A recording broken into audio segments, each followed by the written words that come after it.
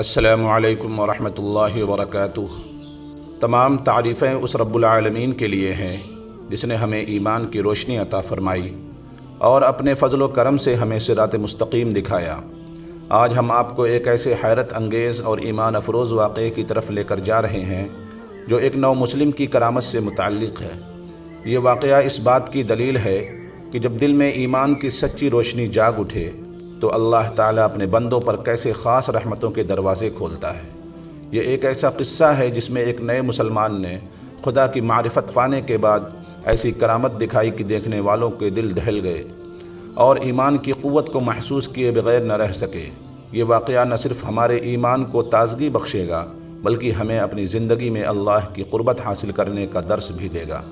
اگر آپ بھی جاننا چاہتے ہیں کہ ایمان کی طاقت نے ایک نو مسلم کو کیسے اللہ کی کرامات کا مظہر بنایا تو اس ویڈیو کو آخر تک دیکھنا مت بھولیں، اور اگر یہ داستان آپ کو متاثر کرے تو اسے دوسروں تک بھی پہنچائیں تاکہ وہ بھی اس روشنی میں فیض یاب ہو سکیں۔ تو آئیے واقعے کو شروع کرتے ہیں۔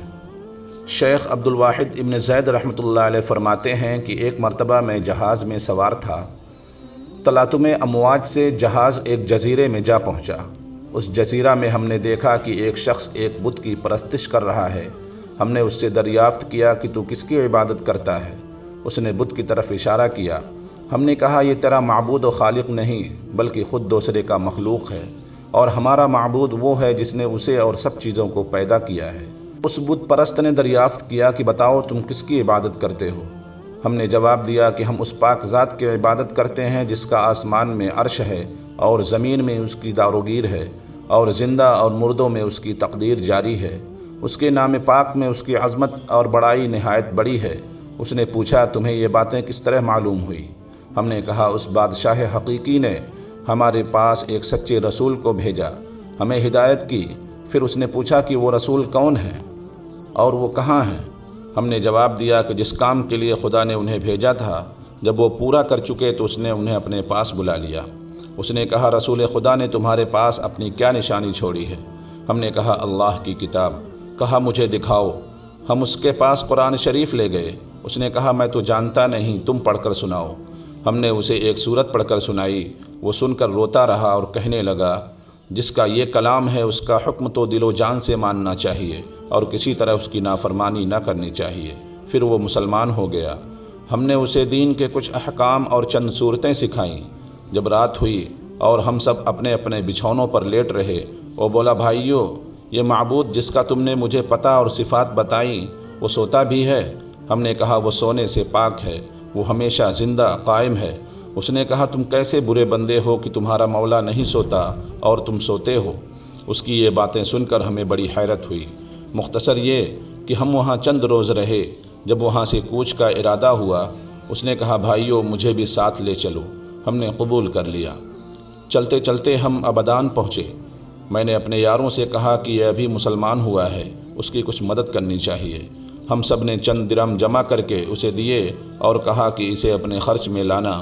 وہ کہنے لگا لا الہ الا اللہ، تم تو عجیب آدمی ہو، تم ہی نے مجھے تو راستہ بتلایا اور خود ہی راہ سے بھٹک گئے۔ مجھے سخت تعجب آتا ہے کہ میں اس جزیرہ میں بت کی عبادت کیا کرتا تھا، میں اسے پہچانتا نہ تھا، اس وقت بھی اس نے مجھے ضائع نہیں کیا، پھر جب میں اسے جاننے لگا تو اب وہ مجھے کس طرح ضائع کر دے گا؟ 3 دن کے بعد ایک شخص نے مجھے آ کر خبر دی کہ وہ نو مسلم مر رہا ہے، اس کی خبر لو۔ یہ سن کر میں اس کے پاس گیا اور پوچھا کہ تجھے کیا حاجت ہے؟ کہا کچھ نہیں، جس ذات پاک نے تمہیں جزیرے میں پہنچایا اسی نے میری سب حاجتیں پوری کر دیں۔ خواجہ عبدالواحد رحمۃ اللہ علیہ فرماتے ہیں کہ مجھے وہیں بیٹھے بیٹھے نیند کا غلبہ ہوا اور میں سو گیا۔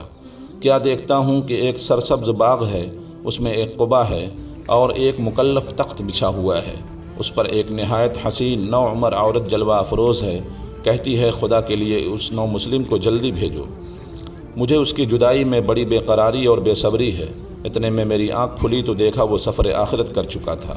میں نے اسے غسل و کفن دے کر دفنا دیا۔